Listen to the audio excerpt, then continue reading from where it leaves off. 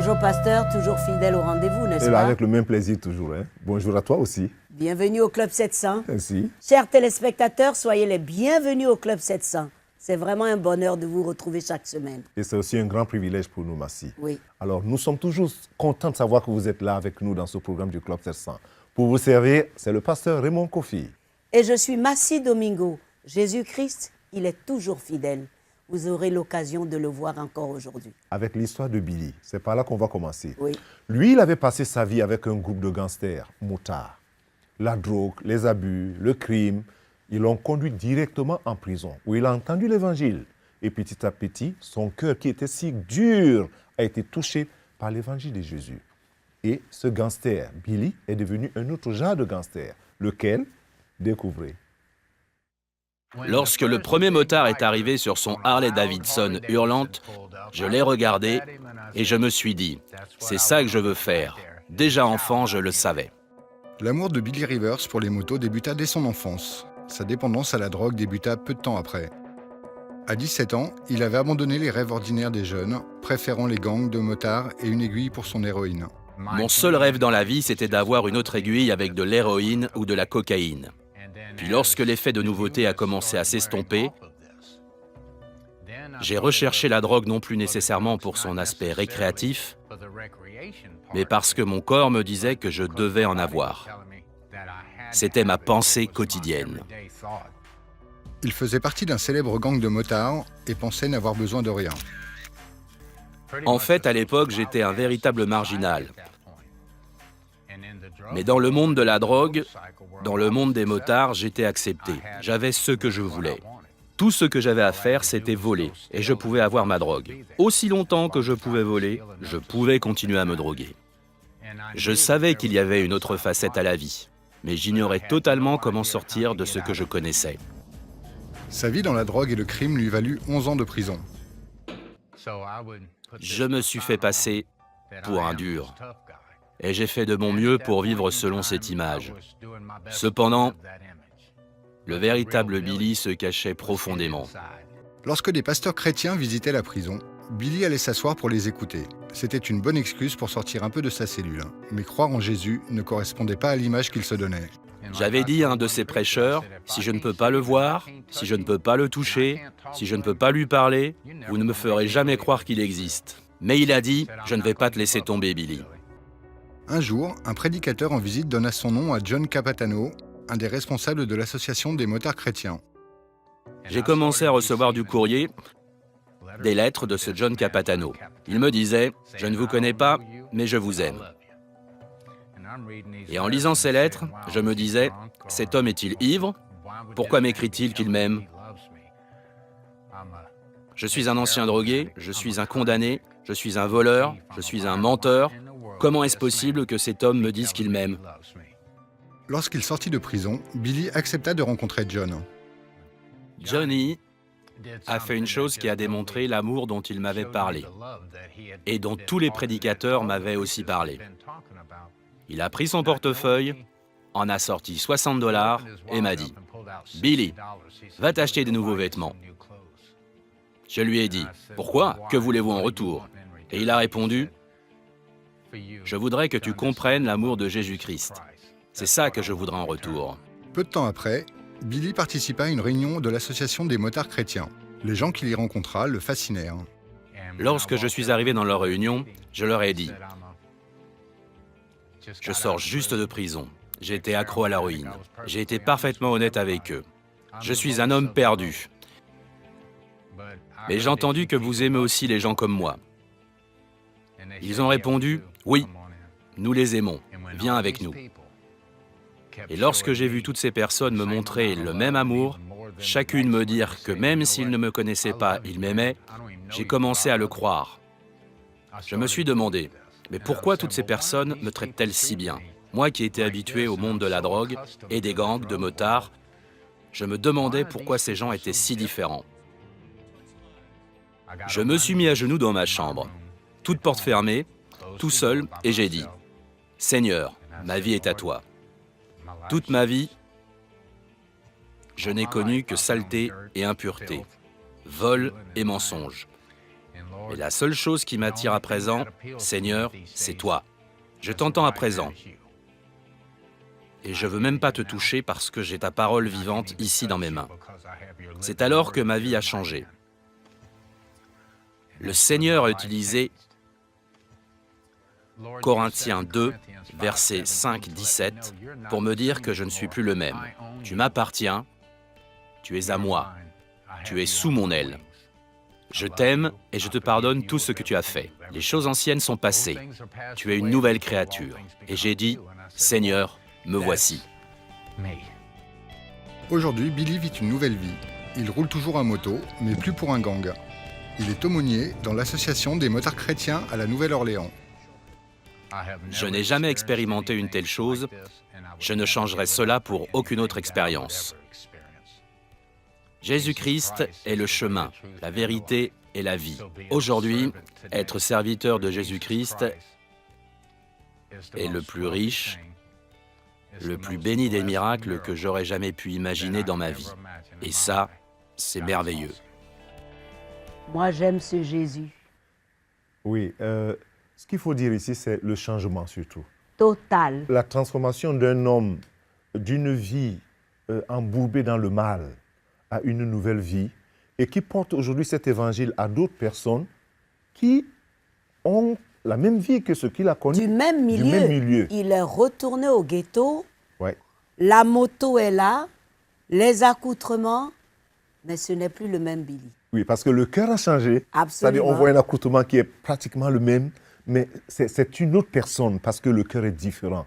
Le cœur porte la vie, l'espérance, la paix, la joie. C'est ça. Et cela montre aux autres que Jésus ne met personne dehors. Jamais, personne dehors. Alors, je ne sais pas par quoi vous passez, je ne sais pas ce que vous pensez en ce moment, mais il y a une chose que vous devez savoir. Lorsque le cœur d'une personne est transformé par l'Évangile, l'extérieur peut paraître bizarre, mais il y a la vie dedans. Jésus t'appelle aussi. L'histoire de Billy est aussi une espérance pour toi. Mais ne nous quittez pas. À tout de suite. Bonjour, je suis Massi Domingo.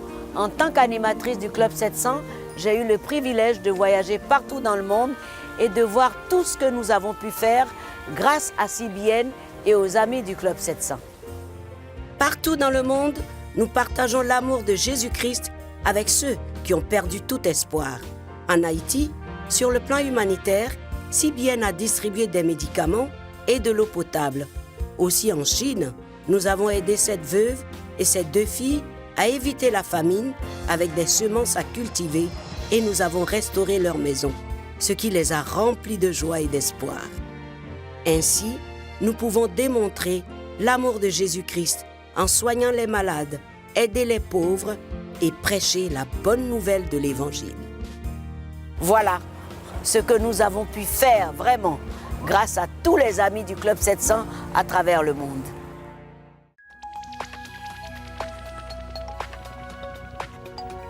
Si vous avez des questions spirituelles, des besoins de prière ou même si vous avez besoin de conseils, n'hésitez pas à nous contacter aujourd'hui à cette adresse ou au numéro suivant. Nos conseillers sont là pour vous aider. N'oubliez pas, nous sommes là pour vous.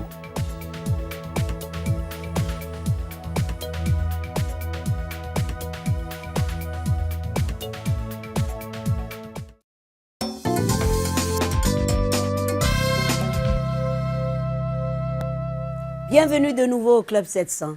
Monsieur et Madame Goupou servent le Seigneur depuis des décennies. Malgré leur position et occupation dans la société, ils tiennent à obéir et honorer Dieu. Auteurs de plusieurs livres, ils viennent de sortir un tout nouveau intitulé « De la souffrance à la délivrance, le pardon » aux éditions Harmattan. Écoutez-les. Beaucoup de livres ont été écrits sur plusieurs thèmes. Il y en a un qui vient de sortir avec un titre très évocateur. De la souffrance à la délivrance, le pardon. Je suis en face de monsieur et madame Joseph et Aline Ngoupou, qui ont écrit ce livre en tant que couple, mariés depuis 42 ans. Alors la première question, pourquoi un livre sur le pardon encore. Quand nous sommes arrivés aux États-Unis, en 2005, nous avons commencé un groupe de couples que nous avons baptisé Back to the Garden Couple Fellowship, avec 5 autres jeunes couples. Et le Seigneur nous a mis à cœur, même comme on n'était que 10 personnes, c'est-à-dire que 5 couples, d'aller à une retraite spirituelle pour pouvoir vraiment chercher sa volonté. Et nous sommes allés à Virginia Beach. Et quand on se préparait, le Seigneur nous a dit, allez dans Galates 5, 22. Prenez chaque fruit de l'amour, le nom, et vous mettez dans une enveloppe. On a obéi. Et dans une petite boîte qu'on avait trouvée à l'hôtel, on a mis les 10 enveloppes dedans. On a dit à chacun, prenez chacun une enveloppe et regardez ce qu'il y a dans l'enveloppe. Et chaque couple prenait une enveloppe et quand il regardait, le Seigneur lui dit, le mot que vous avez dans l'enveloppe sera désormais votre mot non spirituel. Parce que je veux que vous changez votre façon de marcher. Le premier couple a pris la paix. Donc, ils se sont dit, notre nom spirituel, c'est la paix. Monsieur et Madame Paix. Un autre couple a pris la foi. Et ce qui est bizarre, c'est que chaque fois que quelqu'un prenait, la personne regardait son conjoint et disait, mais il y a quelque chose qui ne va pas. Par exemple, le couple Paix, il s'était bagarré dans la voiture même avant qu'on arrive à Virginia Beach. Le couple foi, la femme était en train de supplier son mari pour lui dire, on ne peut réussir que si tu as la foi en Christ. Ainsi de suite, les couples ont pris. Et il restait 2 enveloppes. Donc on a pris, et c'était nous les derniers, on a mis la main, on a pris l'enveloppe. Et qu'est-ce qu'il y avait dans l'enveloppe? Pardon. C'est ce que vous avez tiré. C'est ce que nous avons tiré. À ce moment-là, on traversait vraiment une crise de manque de pardon dans notre famille. Alors nous sommes retrouvés dans notre chambre d'hôtel et mon mari me dit, prions pour vraiment savoir ce que le Seigneur veut. On a prié et le Seigneur nous a dit, pardon. C'est le nom que vous avez choisi, c'est le pardon. Ainsi, vous avez coécrit donc ce livre, de la souffrance à la délivrance, le pardon. Parce que la souffrance, la délivrance sont des choses qui minent à cause de l'impardon. Le monde a besoin de paix. Les couples ont besoin de paix. Ils ont envie de vivre ensemble. Ils veulent avoir la joie de vivre. Le pardon est le ciment qui permet de maintenir les gens ensemble, qui permet aux gens de cheminer ensemble.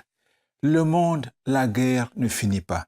La justice telle que conçue par le monde, c'est rendre le mal pour le mal, punir celui-ci, trouver la justice dans les choses qui se passent, mais sans aller loin au-delà de ce qui se passe. Or, le pardon, tel que demandé par Dieu, c'est quelque chose qui soigne soi-même. C'est quelque chose qui permet aux gens de vivre ensemble. C'est quelque chose qui fait même grandir les gens. Parce que chaque chose que vous arrivez à pardonner dans la vie vous fait grandir. Le pardon est le seul chemin qui nous permet de passer de ce monde de souffrance, de rancune, à la paix, à la vie plus abondante que Dieu a préparée pour nous. Alors, je remarque dans ce livre, quand vous parlez de pardon, ce n'est pas forcément une dénomination précise. Ce n'est pas une affaire d'être seulement chrétien. Le pardon, c'est pour tous, quelle que soit sa religion, sa race, sa provenance. Le soleil se lève sur le monde et on le voit partout. Il est le même partout. Le pardon, qu'on soit chrétien, croyant, non-croyant, quelle que soit la religion à laquelle vous parlez, quel que soit votre courant de pensée, vous allez constater que ce livre va vous apporter de la lumière sur vous-même, sur votre entourage. Le pardon, c'est universel quand on a bien compris sa valeur. Chacun peut y tirer. C'est écrit là-dedans. C'est pas pour une religion donnée. C'est pas pour un groupe de personnes. C'est pour l'universel. Et chacun y a accès. Chacun peut en tirer profit. Vous dites que l'impardon vous emprisonne. On est en même temps geôlier et victime. Je vais simplement prendre l'exemple que j'ai dit tout à l'heure nous concernant. Quand nous avons refusé de pardonner, qui souffrait le plus? Moi, je ne peux pas vous dire le nombre de fois que je n'ai pas dormi, le nombre de fois où j'ai eu mal à l'estomac, où j'ai tourné. Pendant ce temps, l'autre personne à qui je n'avais pas pardonné dort. Donc j'étais prisonnier de moi-même, de mon moi qui attendait impatiemment qu'on vienne me demander pardon, encore que je n'étais pas prête à pardonner, donc je voulais rester dans ma prison. J'avais fermé ma prison là où j'étais. Donc j'étais en même temps le prisonnier et j'étais le geôlier parce que le pardon était la clé. En pardonnant, j'ouvrais ma prison et je me libérais moi-même. En définitive, l'autre n'a rien à voir dans le pardon que vous avez à donner. Il n'a même pas à vous demander pardon. Il n'a même pas à s'amender. Ah bon? C'est une affaire qui vous regarde personnellement. C'est vous qui décidez de vous libérer. Alors ma question, qu'est-ce que vous attendez de ce livre?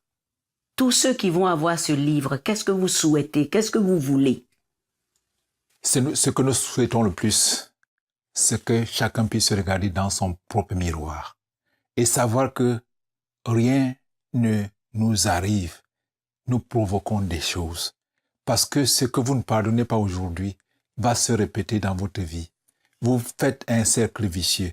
Si on se regarde dans le visage, regarde dans le miroir, on comprendra que nous sommes la cause et la conséquence de ce qui nous arrive dans la vie.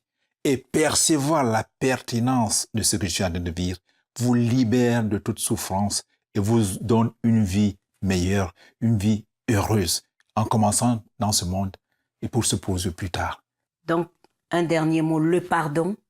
Le pardon, la clé qui vous libère de votre propre prison. Le livre coécrit par Monsieur et Madame Ngoupou, De la souffrance à la délivrance, le pardon aux éditions Harmattan. On le trouve un peu partout dans les librairies. Oui, il est disponible partout et même sur l'Internet. Il suffit que vous tapez De la souffrance à la délivrance, le pardon, et les sites Internet où vous pouvez le trouver apparaissent. Les concepts. Il y a plusieurs décennies, un chirurgien esthétique renommé, le Dr Maswell, écrivit un livre devenu un best-seller aux États-Unis. New Face, New Future. Nouveau visage, nouvel avenir. C'est un recueil de cas authentiques de malades qui avaient pu entamer une nouvelle vie grâce à la chirurgie esthétique faciale. Et le fil du conducteur de l'auteur était que chaque changement de personnalité étonnante pouvait se produire alors parce que le visage avait changé, avait été modifié. Mais au fil des années, le docteur Maswell tira une autre conclusion, celle de ses échecs, d'avoir pensé à cette voie. Il avait compris que nouveau visage n'est pas automatiquement une nouvelle personnalité. Il comprit que le fait que les gens avaient acquis de nouveaux visages, ou bien beaux, ces mêmes personnes continuaient à porter la même vieille personnalité. Nous serions tous à mesure de confirmer cette réalité si nous regardons de plus près les gens que nous côtoyons, à commencer par nous-mêmes. Car la façon dont l'image personnelle influence nos actes et nos attitudes est vraiment étonnante. D'ailleurs, on le remarque plus dans nos relations avec les autres. Et surtout avec Dieu, le besoin est ailleurs. Vous deviendrez semblable à la vision que vous avez de vous-même, au plus profond de votre être. Car ce que vous voyez, ce que vous ressentez, déterminera vos relations à la fois avec les autres et aussi avec Dieu. C'est ce que la Bible dit dans Proverbe. Car il est tel que sont les pensées de son âme. Le passé peut donner l'espoir pour le futur. Et on peut aussi dire que l'espoir est disponible en des temps de désespoir. Je voudrais t'inviter à prier avec moi. Peut-être tu penses que le fait de changer ton visage change ton cœur. Le fait de changer tes habits change ton cœur. Non.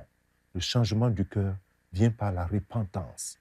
Une invitation personnelle de Jésus dans son cœur comme Seigneur et Sauveur personnel.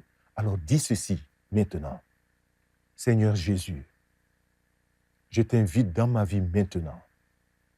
Je reconnais que je suis un pécheur et que par mes efforts personnels, je ne peux pas me changer.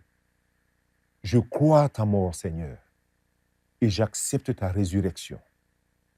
Pardonne-moi tous mes péchés et ma vie passée. Viens dans ma vie, sois mon Seigneur et mon Sauveur personnel. Seigneur Jésus, je ne veux pas cet aspect extérieur, mais intérieur d'abord. Merci Jésus de m'avoir entendu. Amen et Amen. Que Dieu te bénisse si tu as été sincère de savoir que ton besoin est intérieur. Et si l'intérieur est changé, le reste suivra. Sois béni et sois encouragé. Et merci. Merci beaucoup.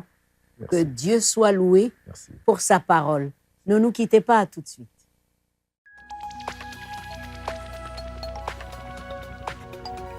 Si vous avez des questions spirituelles, des besoins de prière ou même si vous avez besoin de conseils, n'hésitez pas à nous contacter aujourd'hui à cette adresse ou au numéro suivant.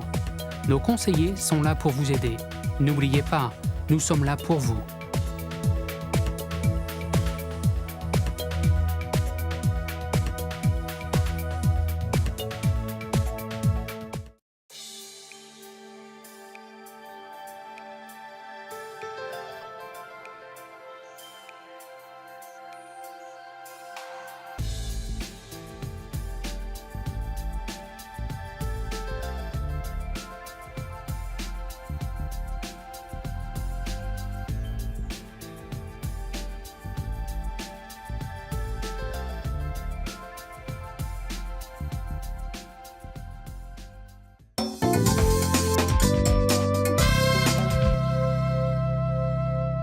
Après ce beau message du pasteur, bienvenue de nouveau au Club 700.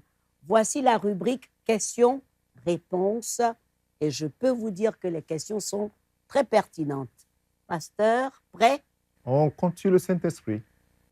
Première question, pas encore celle-là, mais comment faire pour inviter Dieu dans sa vie? C'est ce que nous essayons de le faire tout le temps dans les émissions du Club 700. Reconnaître qu'on est pécheur, confesser ses péchés à Dieu et lui demander pardon. Et inviter Jésus, il faut une invitation personnelle. Seigneur Jésus, viens dans ma vie, être mon Seigneur et mon Sauveur personnel. Mais on ne peut pas l'inviter si on n'a pas ce sentiment qu'on a besoin d'un Sauveur. Alors, il faut une invitation personnelle de Jésus comme son Seigneur et son Sauveur dans son cœur. Ce n'est pas le baptême, ce n'est pas le fait d'aller à l'église, ce n'est pas le fait d'avoir pris la confirmation et puis tout ce qu'il y a comme rite religieux. Il y a une invitation, mais l'invitation ne peut pas se faire sans d'abord la repentance. Exactement. Ça, c'est très important. Très bien. Voilà. Il y a plus de 10 ans que je ne vis pas une vie normale avec mon conjoint à cause du VIH. Mais mon mari ne veut pas accepter son mal. Il ne veut pas le reconnaître, mais veut continuer à avoir des rapports avec moi. Je ne sais que faire. Oui, c'est délicat. À la fois, c'est vrai, je ne suis pas médecin. Ça, c'est une question qui regarde beaucoup les médecins. Mais le côté spirituel, c'est le fait que l'homme refuse de reconnaître son mal, de l'accepter, parle déjà d'une attitude de méchanceté. Parce que... Et d'irresponsabilité. Et d'irresponsabilité. La méchanceté et l'irresponsabilité, c'est la même chose, je voulais dire. Parce que lorsque ton épouse s'inquiète qu'il y a ça, quelles sont les précautions qui ont été prises et pourquoi veux-tu continuer à avoir des rapports peut-être qui ne sont même pas protégés? C'est comme si, quelque part, je ne sais pas, c'est comme si quelque part la personne veut voir aussi son épouse ou son conjoint souffrir à la fin. Donc c'est délicat.